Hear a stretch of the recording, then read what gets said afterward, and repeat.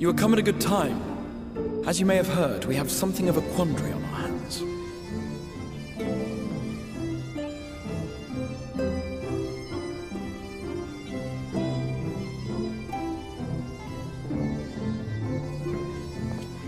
Laxon Loft, here in Lakeland. Eulmoran has sent one of its airships.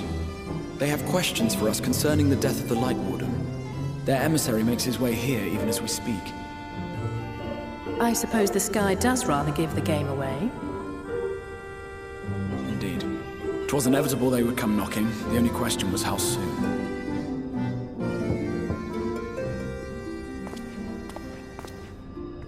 My lord, I am come with the Eulmoran emissary. May I show him in? A moment, Captain, if you would.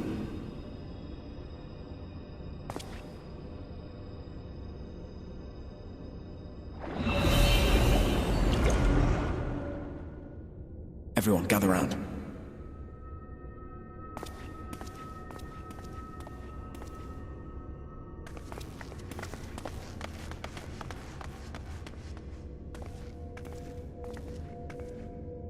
I do not wish to show our hand prematurely. Forgive me this liberty. Vanish.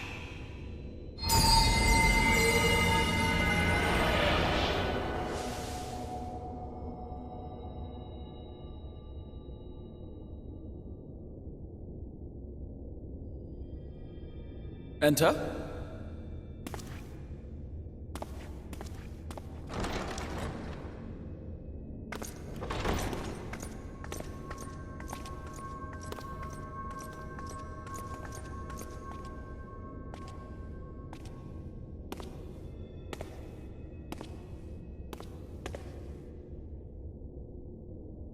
Well, well. The commander of the Eulmoran army himself.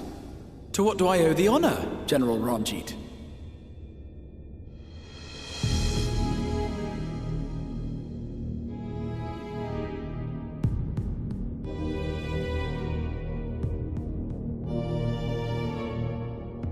The Light Warden is dead, Exarch.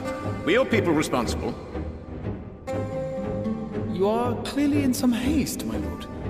But before I address your question, you must allow me one of my own. What is Eulmoran's interest in this? His Benevolence, Lord Vorthry, is gravely concerned that the actions of an ignorant few may jeopardize relations between man and Sin-Eater. Should it transpire that the Crystarium is guilty of abetting the villains responsible for this outrage, my lord has decreed that it suffer the same retribution.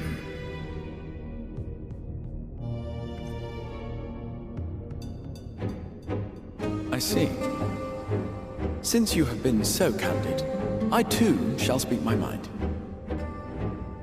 Regardless of who is responsible, the Crystarium rejoices in the Light Warden's death and welcomes the return of the night sky.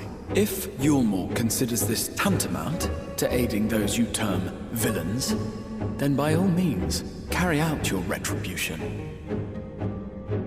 Know, however, that even should every innocent soul in the Crystarium perish, nothing can stop that which has been set in motion.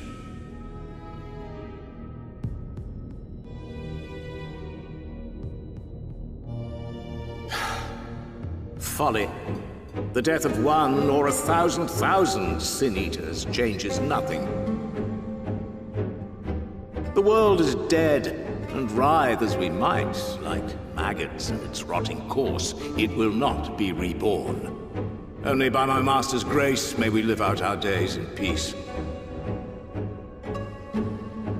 But I waste my breath. You have made your stance clear. I shall relay your words to Lord Vorthry. In the meantime, you would do well to counsel any here who have done more than merely rejoice in recent events, to throw themselves upon Eulmoran's mercy, promptly.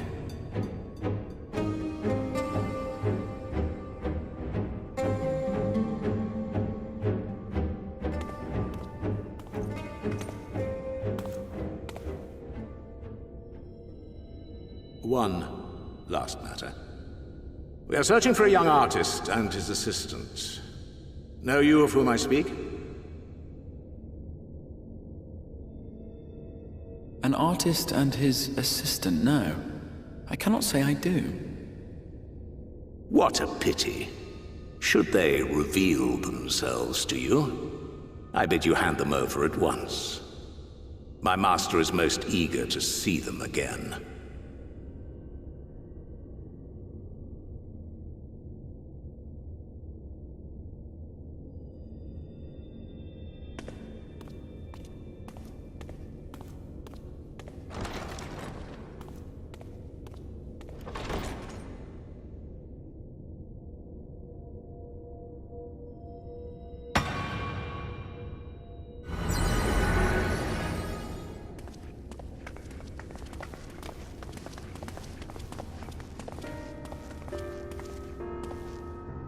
Am I imagining things, or did he just stare straight at us? I fear he did. The General is not a man to be trifled with. He is a warrior of fearsome repute who has led Eulmor's army since before Vorthri's time, when the nation still spearheaded the fight against the Sin-Eaters. One does not command the world's mightiest army, and for so long, without possessing exceptional instincts. If Eulmor chose to send such an individual, we must assume this talk of retribution is more than an idle threat. While we are grateful for your support, my lord, we cannot in good conscience put your people in harm's way. 'Tis noble of you to say, Master Alphino, but my people have been in harm's way since long before you arrived. Eulmor has ever yearned to rule over what remains of the world. Even should we surrender the Warrior of Darkness to them, they would find some other pretext upon which to invade. The people of the Crystarium know this only too well, which is why, when the time comes, I am certain they will fight to the last man. If truth be told, I would not have been surprised had Ranjit declared war here and now. He may have reason to delay. According to reports, the Eulmoran forces at Laxan Loft were observed taking a prisoner. A young woman believed to be none other than the Oracle of Light, Minfilia.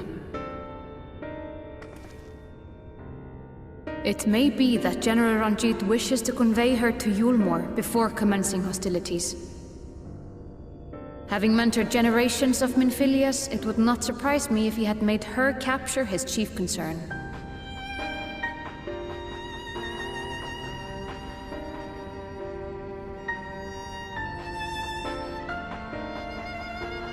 Of course. How remiss of me.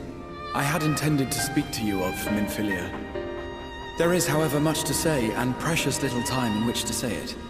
I think it best that you seek out Moren at the Cabinet of Curiosity. He will be able to enlighten you.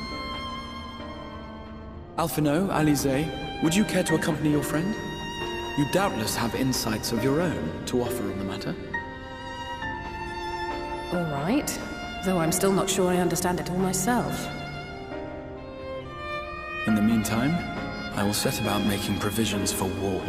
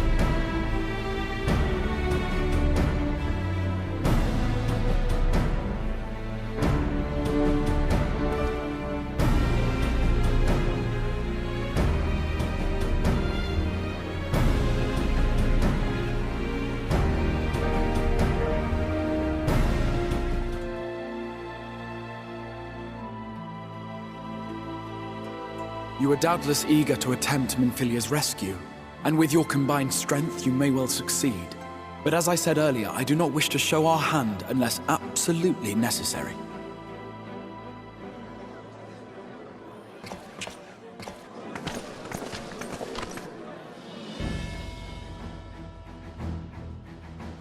Twas not merely the night sky that you restored to us, but hope. Hope for the future of Norvrand. Unlike you, we cannot contend with the Light Wardens, but so long as hope burns in our hearts, we will fight on regardless. This I will prove to you.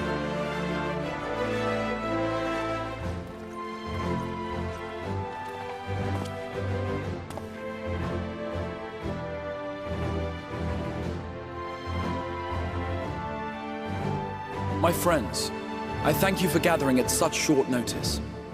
There is something I would ask you all. As many of you are aware, I received an emissary from Eulmoran a short while ago in the form of General Ranjit.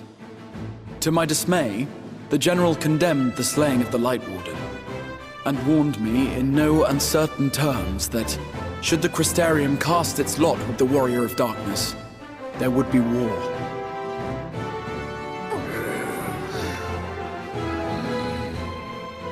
Let none be mistaken.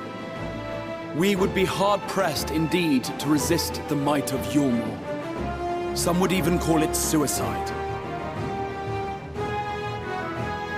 And yet my heart cries out to fight. Better that than relinquish the hope that swelled in my breast when I beheld the night sky for the first time in 100 years.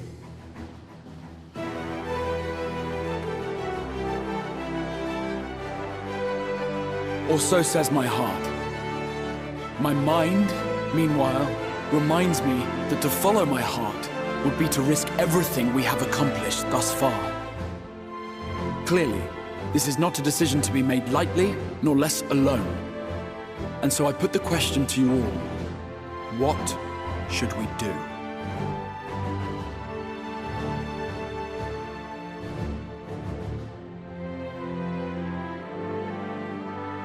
My lord, you already know our minds. It brought tears to our eyes to witness the knight's return. The whole of Norvrand deserves the same, and not just because some children's story tells us so.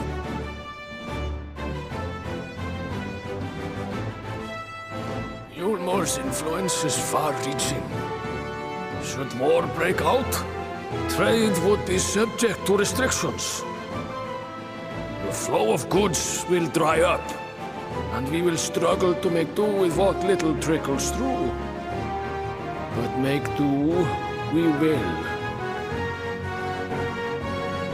Aye, we can weather such hardships. Is that not the very thing the Crystarium was built for?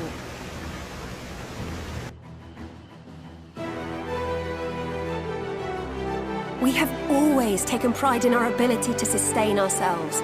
Not just to endure, but to thrive.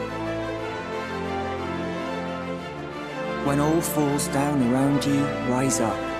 Those were your words. There may come a day when all hope seems lost, but even should the rest of the world give in to despair, we shall not. We shall fight on, that our children and our children's children might know a better tomorrow. Rousing words apart, I never much cared for those Eulmoran bastards anyway. No better than common swindlers, most of them. Wouldn't know a fair deal if it came up and kissed them on the arse. Trust you to spoil the moment.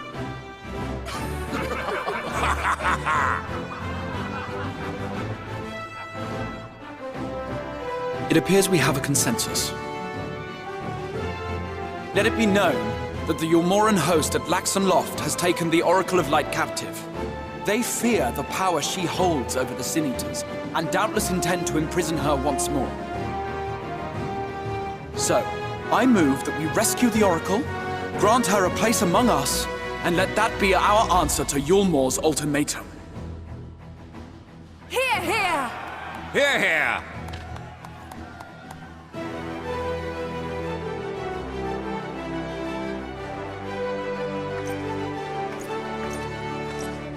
In planning a strategy for the rescue, I open the floor to you all.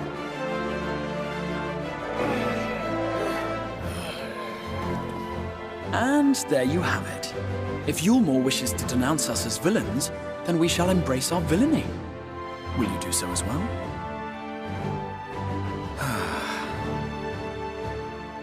We will not be outdone. Consider us your partners in crime.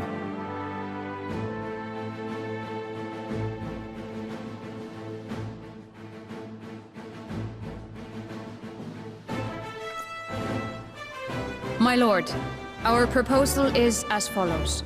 We begin by deploying Amaro to occupy the skies over Lakeland. They should serve to delay the airship's departure.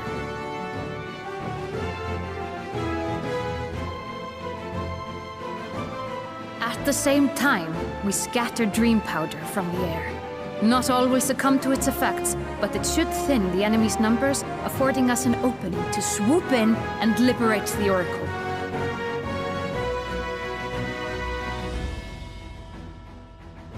Very good. See to your preparations.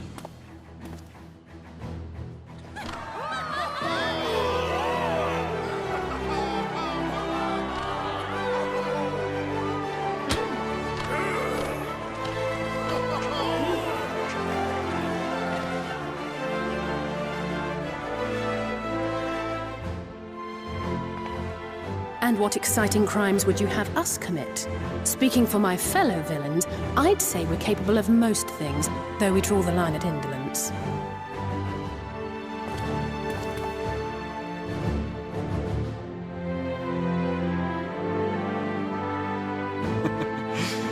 If excitement is your desire, then I bid you join the guard. Captain Lena will give you your orders.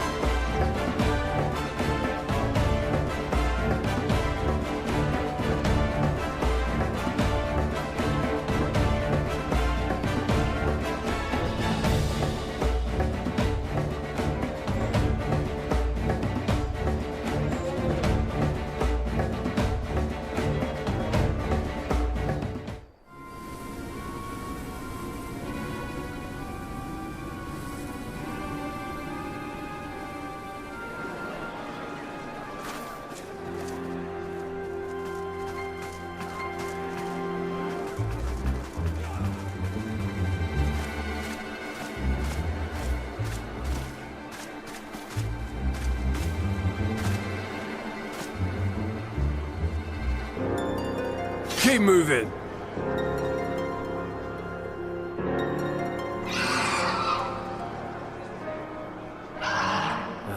What now?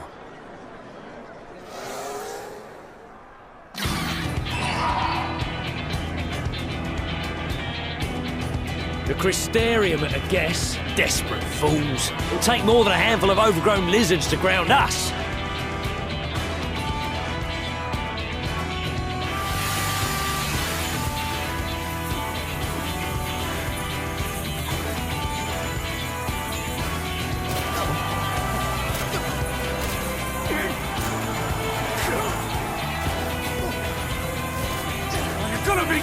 Sound the alarm!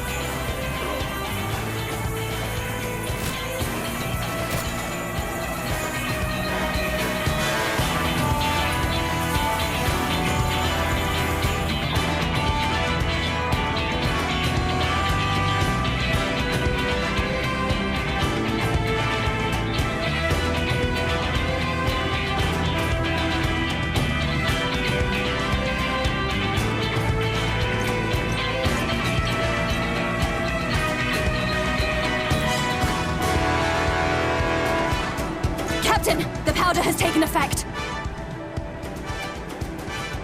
It is time. Let us free the Oracle from their clutches.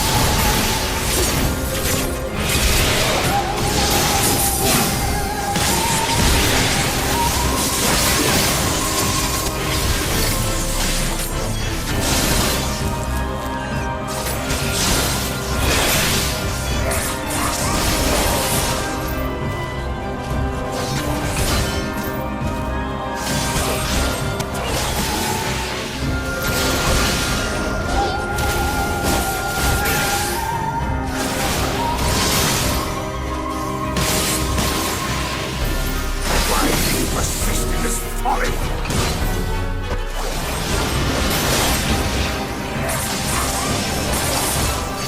It's over!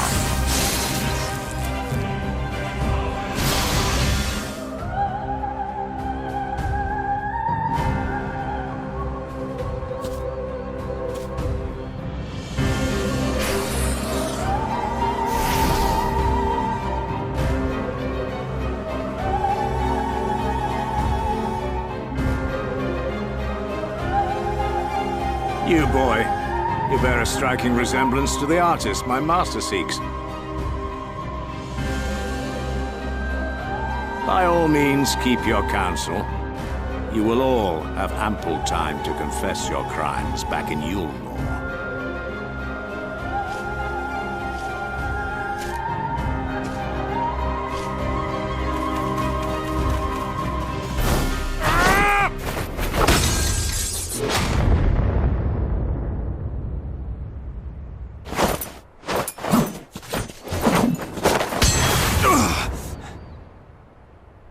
Thancred?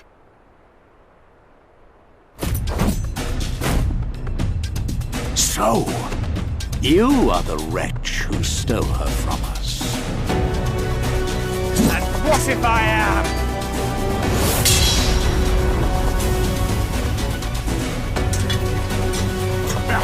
What?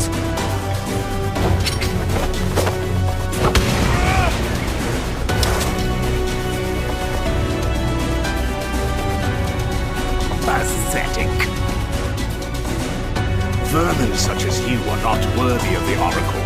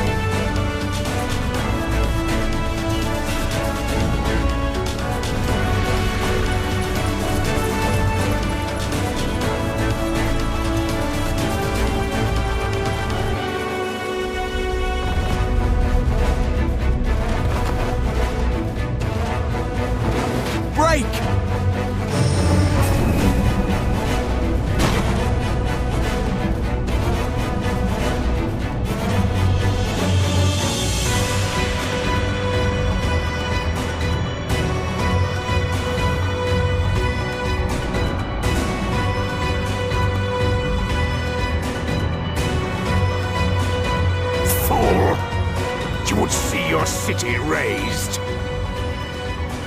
I would sooner see it razed than conquered. Suffice it to say, we are ready to receive you. What now, Exarch? Will you face me yourself?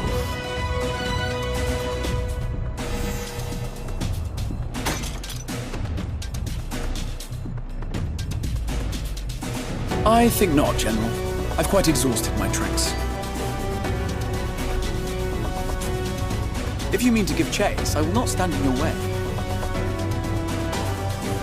But you would do well to tread warily, for your quarry goes to a place where even Eulmoran dare not bear its steel. Ilmeg, the Fairy Kingdom.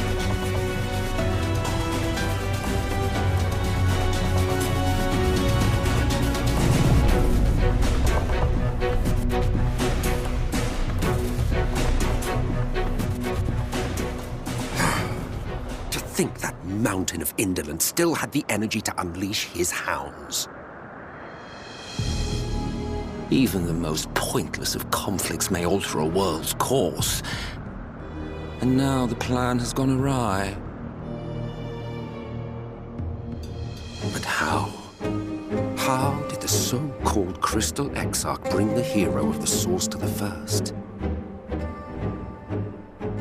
As if I didn't have enough on my hands already.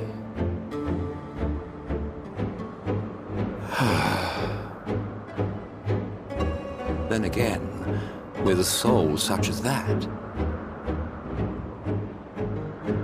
Mayhap there is another way. One which does not require bloodshed.